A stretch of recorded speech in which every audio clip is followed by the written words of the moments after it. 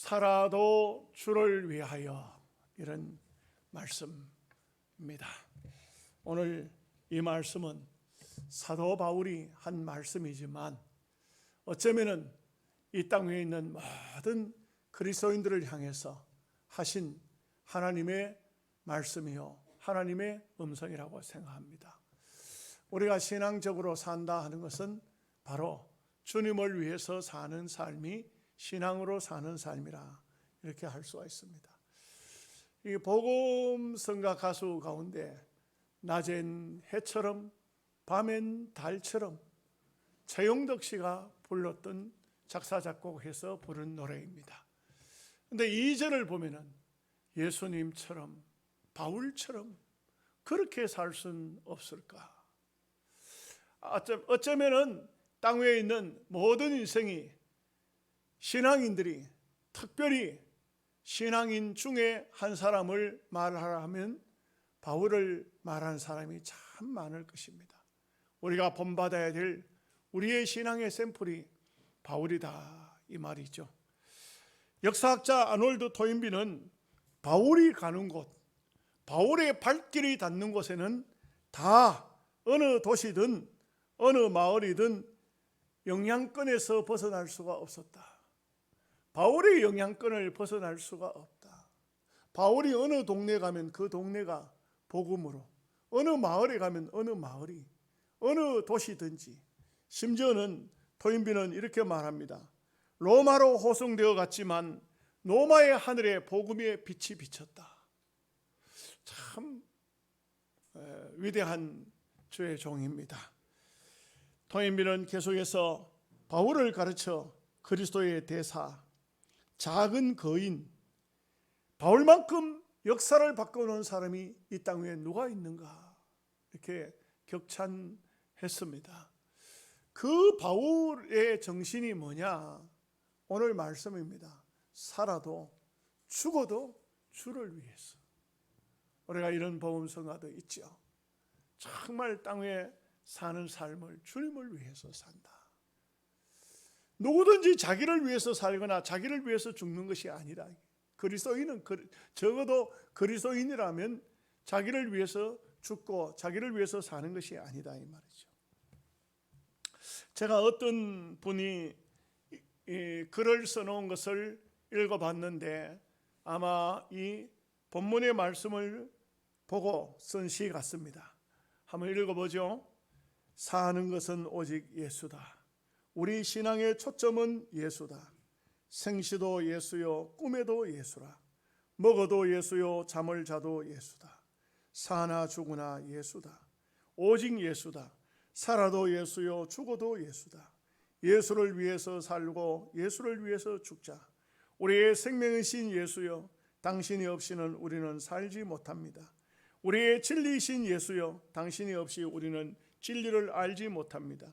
우리의 길이 되신 예수요, 당신이 없이는 우리는 그 길을 갈 수 없습니다. 참 의미가 있다고 생각합니다.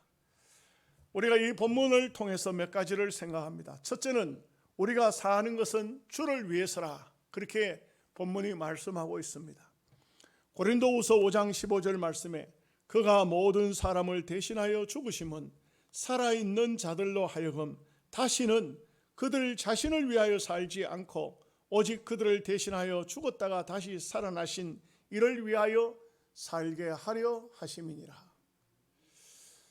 사람에게 있어서 중요한 것은 질문을 해보면 왜 사십니까? 여기에 대해서 여러 가지 답들이 나와요. 어떤 사람은 안 죽으니까 살지요.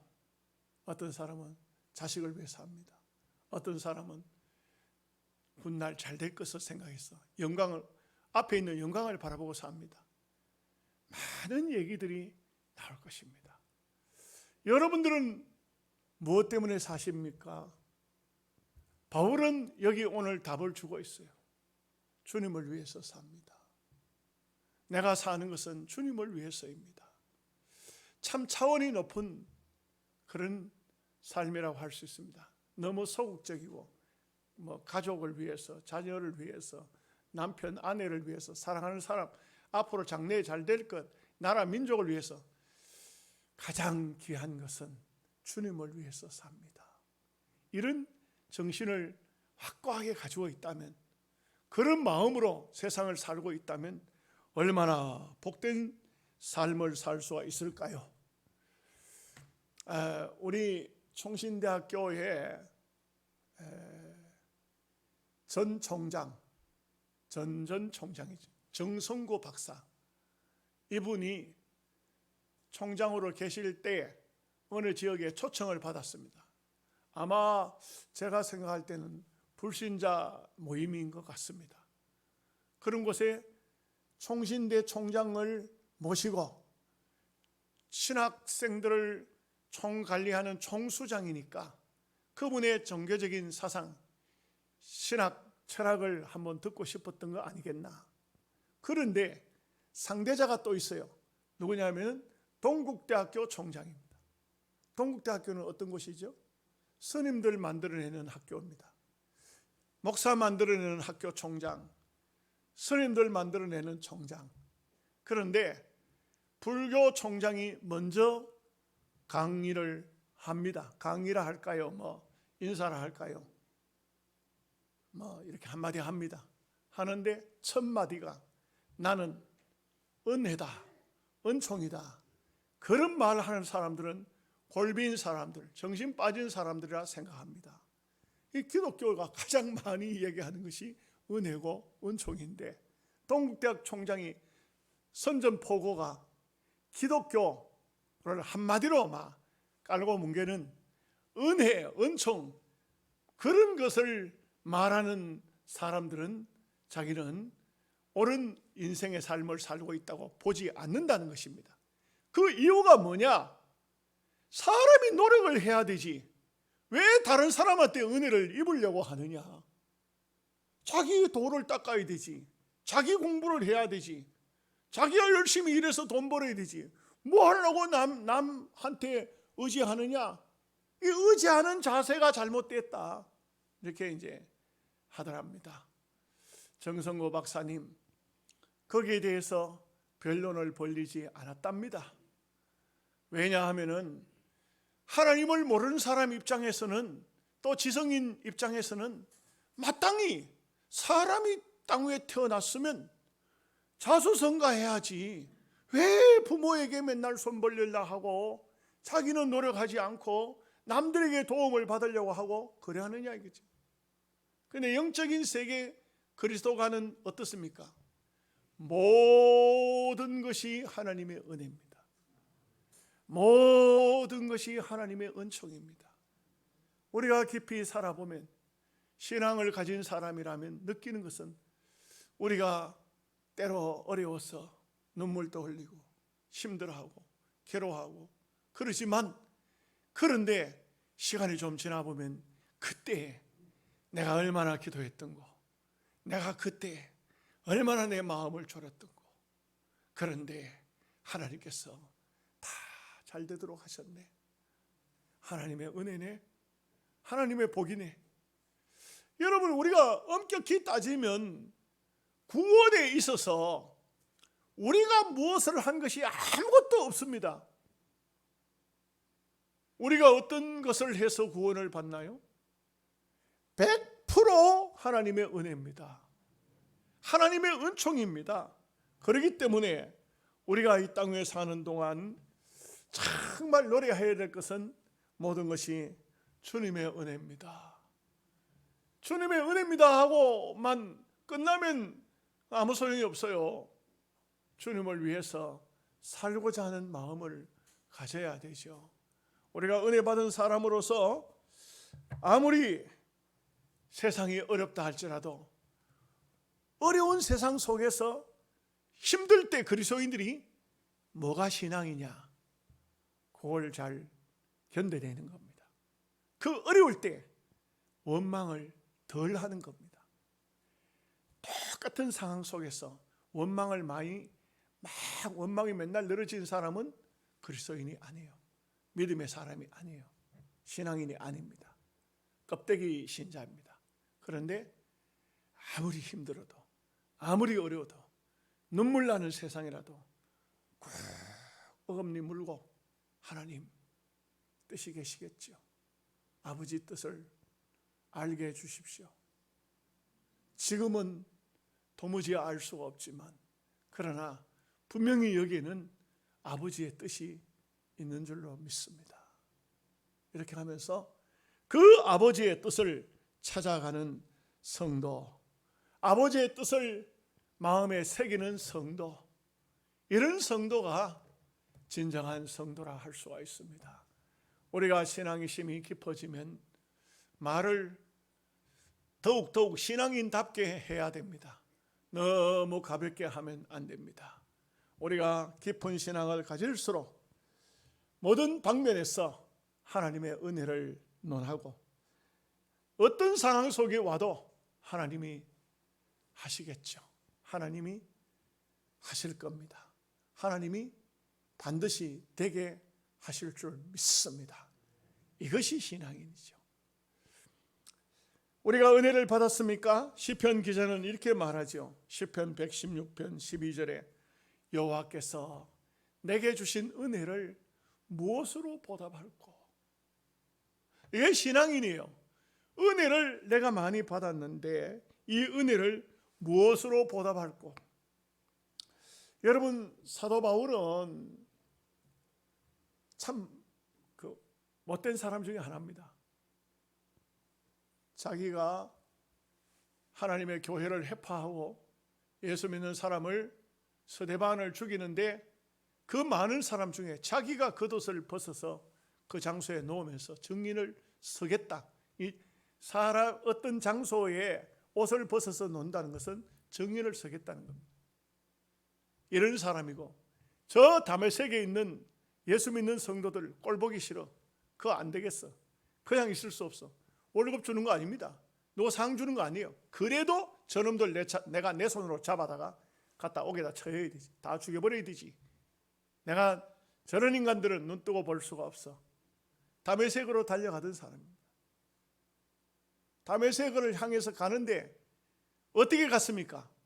완전히 얼굴에 분노가 가득해서 성경의 말씀대로 살기등등해서 자기가 죽일 수만 있다면 자기 손으로 죽여버리고 싶을 정도로 살기가 등등해가지고 다메섹으로 가는데 하늘에서 강한 빛이 비쳤습니다. 이 빛이 이 가고 있는 바울 눈에 정면으로 탁 들어온 겁니다.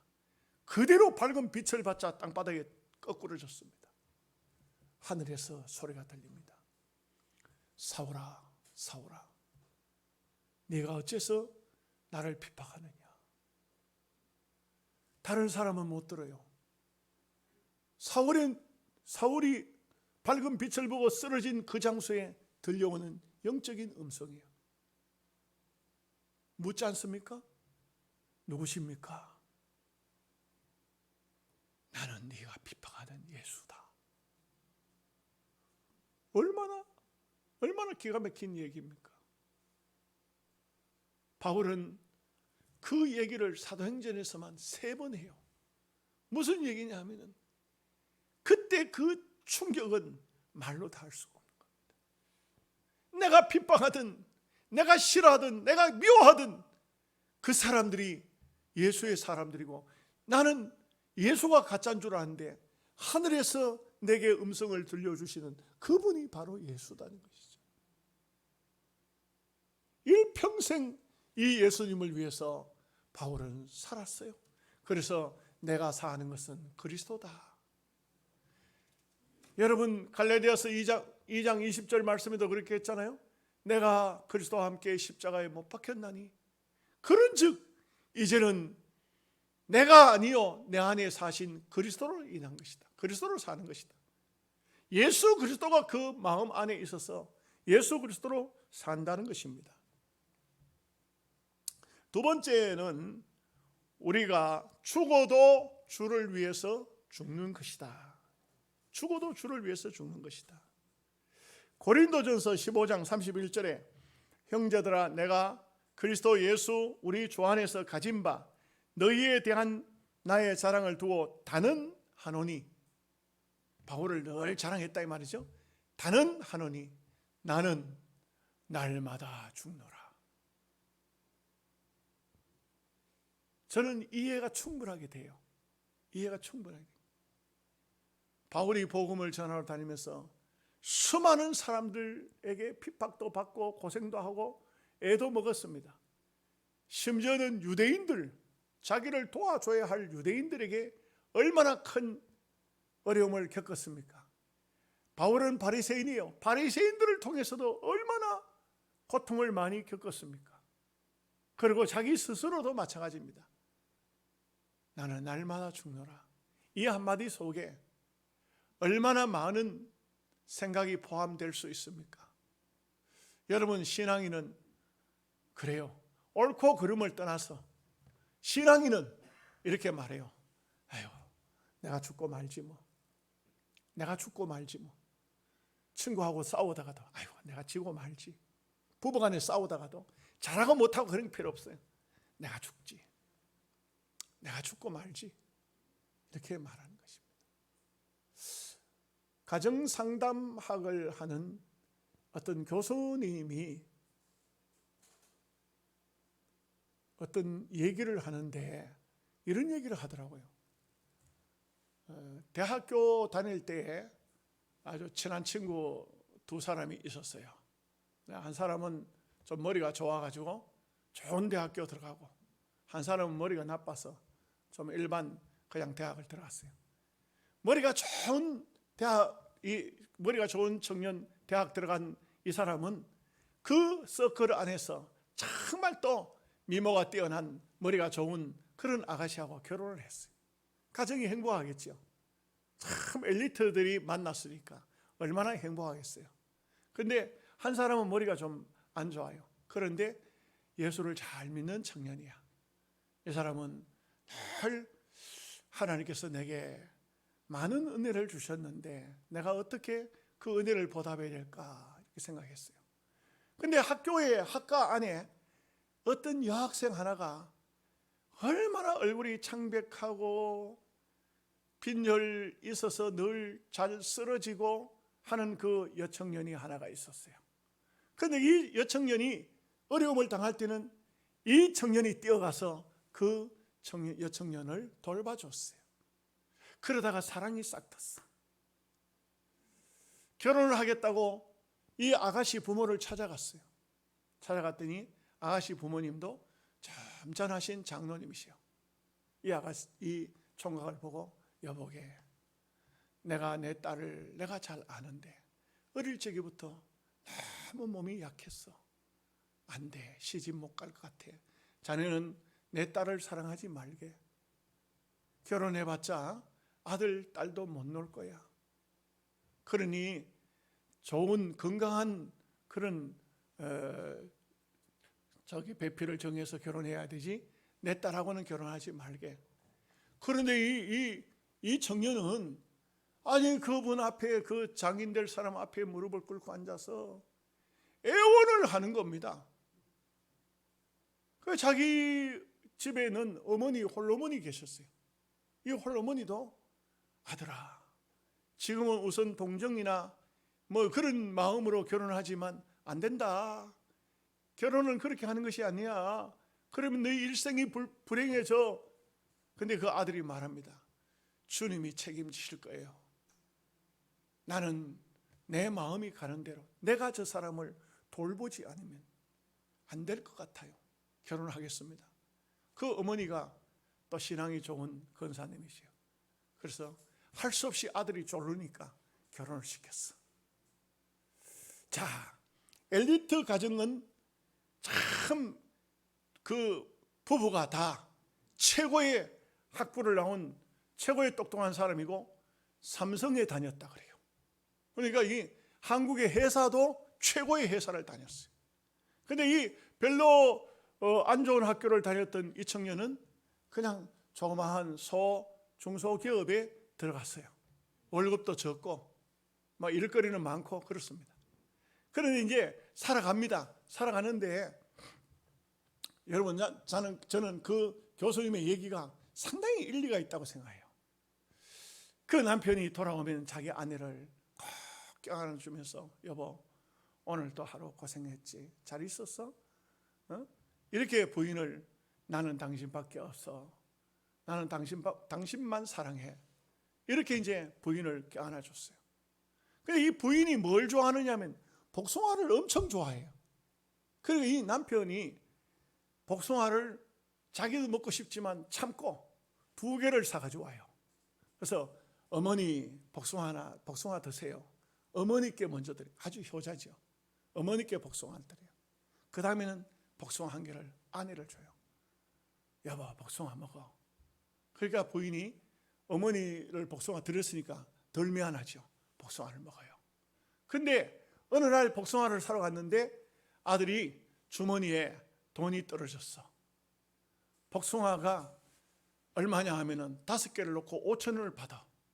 그런데 이 청년은 맨날 2개씩 2,000원씩 주고 사는데 앞만 찾아봐도 주머니에 1,000원밖에 없어. 그러니까 복숭아를 1개 사야 되죠. 1개 살 수밖에 없어.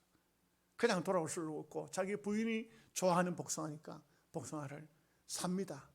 복숭아를 1,000원을 주고 1개를 샀어요. 샀는데 이것을 닦아가지고는 호주머니 속에 집어넣었어요. 그리고 집에 왔어요. 어머니 회사 다녀왔습니다. 그리고 이 부인에게 이 복숭아를 그 어머니가 모르게 그 어머니를 드릴 수가 없어요. 1개밖에 없었어. 그래서 이 복숭아를 꺼내서 부인의 옆구리를 쿡쿡 찔러서 주었어요. 어머니에게 복숭아를 주지 않고 그 부인에게만 복숭아를 1개를 주었어요. 나중에 부인이 물어봐요. 여보 왜 어머니 거는 없어? 돈이 1,000원밖에 없었어. 그래서 당신 것만 사왔어. 어머니한테 미안하지만 당신 먹어. 여러분 그 가정의 얘기는 그걸로 끝이에요. 그런데 그 교수님 얘기가 시간이 지나고 본 다음에 그 여청년이 대학교를 다닐 때 37kg였는데 나중에는 54kg가 됐더라고요. 무슨 말인지 모르니. 또 자식도 못 낳는다 했는데 아들, 딸 2를 낳았대요. 그런데 그 엘리트 가정도 얘기를 해야 될 거 아니에요? 그 남자는 또 어떤 사람이냐면 수박을 엄청 좋아한대요. 수박. 그래서 맨 회사 나올 때는 수박을 사주온대. 문제가 생겼어요. 문제가 뭐냐면 그 부인은 수박을 또 죽으라고 싫어하는 거예요. 수박에 알레르기가 있다 그래요. 수박 사오면 막 기함을 한다. 왜 또 그걸 사줘? 다른 거 사오면 안 돼요. 내가 수박을 좋아하는데 왜 당신이 왜 그래? 이래가지고 맨날 수박 싸움을 했어요. 그러니까 부인이 나중에 하는 말이 내 안 보는 데서 수박을 먹으라고. 수박은 내 앞에 보이지 말라고. 그렇게 가지고 했는데 그런데 이 남편이 수박을 사가지고 와서 그 가정에 피아노가 있었는가 봐요. 잘 사는 가정이니까. 피아노 뒤에서 혼자 처잡수고 있더래요. 그런데 그 부인이 50도 안 돼가지고 암에 걸렸어요. 그리고 그 부인은 자식들을 놔두고 결국은 세상을 떠나더라 이거죠. 이 가정의 달이라서 가정 상담학을 하는 교수님의 강의를 듣다가 제 마음속에 많은 감동이 밀려오더라고요. 그렇다. 우리가 이 땅 위에 사는 삶을 나를 위해서 사느냐, 남을 위해서 사느냐, 남을 생각하면서 사느냐, 내 혼자만 생각하면서 사느냐, 우리는 주님을 위해서 사느냐, 주님을 위해서 죽을 수가 있느냐, 이것은 매우 귀한 하나님의 뜻이 담겨져 있는 사도 바울의 말씀입니다. 요한복음 10장 11절 말씀에 나는 선한 목자라, 선한 목자는 양들을 위하여 목숨을 버리거니와.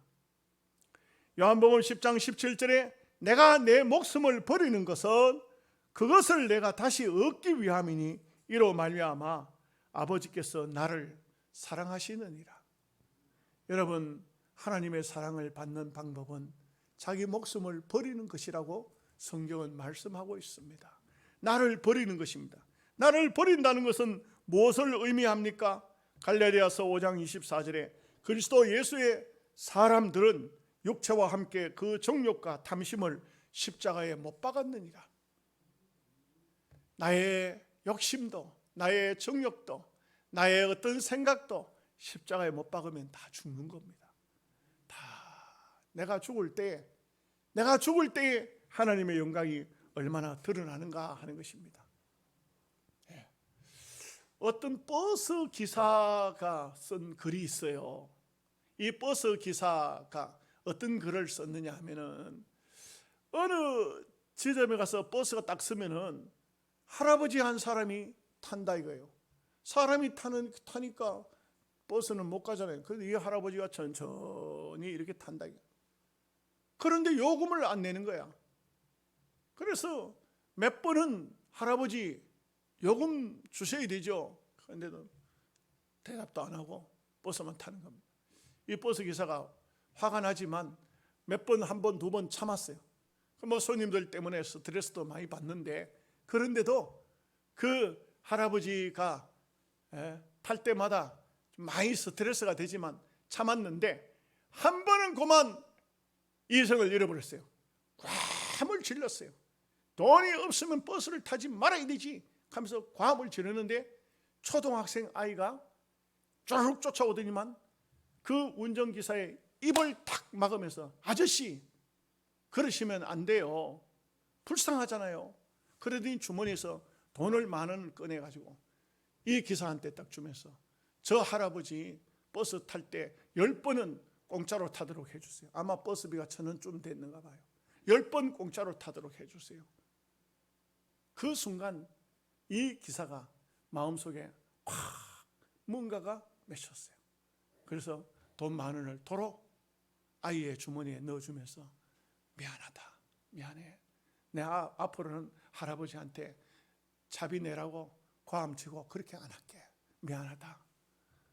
여러분, 평범한 얘기 같은데, 아무것도 아닌 얘기 같은데, 우리가 일상을 살면서 굉장히 많이 겪을 수 있는 얘기겠다. 우리가 살아가면서 그런 일들을 얼마든지 부닥칠 수 있는 얘기겠다. 이 버스비 이야기뿐만 아니고 반복적으로 누군가가 실수하고 반복적으로 누군가가 나에게 힘들게 할 때에 자칫 잘못하면은, 많이 참았다, 내가 더 이상은 못 참는다 할 수도 있겠죠. 그러다 보면은 인생 삶의 본질을 잃어버릴 수도 있다 이 말이죠. 세 번째입니다. 살아도 주를 위해서, 죽어도 주를 위해서, 하나님의 영광을 위해서입니다. 우리의 삶은 살아도 죽어도 하나님의 영광입니다. 그래서 고린도전서 10장 31절에 그런즉 너희가 먹든지 마시든지 무엇을 하든지 다 하나님의 영광을 위해서 하라. 우리의 삶을 하나님의 영광이 될까? 영광이 된다면 하나님의 영광을 위해서 살자 하는 것입니다. 빌립보서 1장 20절에서 21절 말씀에, 나의 간절한 기대와 소망을 따라 아무 일에든지 부끄러워하지 아니하고 지금도 전과 같이 온전히 담대하여 살든지 죽든지 내 몸에서 그리스도가 존귀하게 되게 하려 하나니, 이는 내게 사는 것이 그리스도니 죽는 것도 유익함이니라. 내 속에 예수님만 산다면, 내 삶에 예수님만 산다면 나는 죽어도 좋다. 나는 죽어도 좋다. 예수님이 내 속에서 살고 내 생활 속에서 살고 우리 교회에서 예수님이 살아계신다면 나는 죽어도 좋다.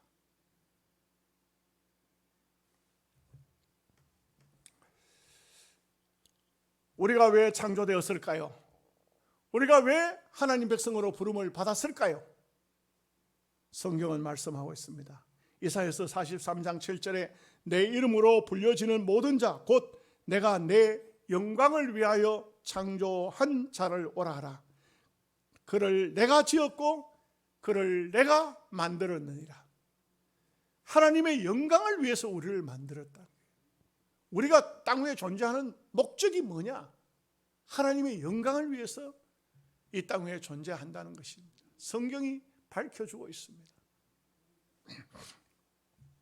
고린도전서 6장 19절에서 20절 말씀에, 너희 몸은 너희가 하나님께로부터 받은 바 너희 가운데 계신 성령의 전인 줄을 알지 못하느냐? 너희는 너희의 것이 아니라 값으로 산 것이 되었으니 그런즉 너희 몸으로 하나님께 영광을 돌리라. 어떤 분들 보면은 이런 말씀하는 분이 있어요. 꼭 뭐 몸으로 해야 되나? 마음으로 하면 되지. 꼭 말을 해야 되나? 말을 안 해도 보면 알지.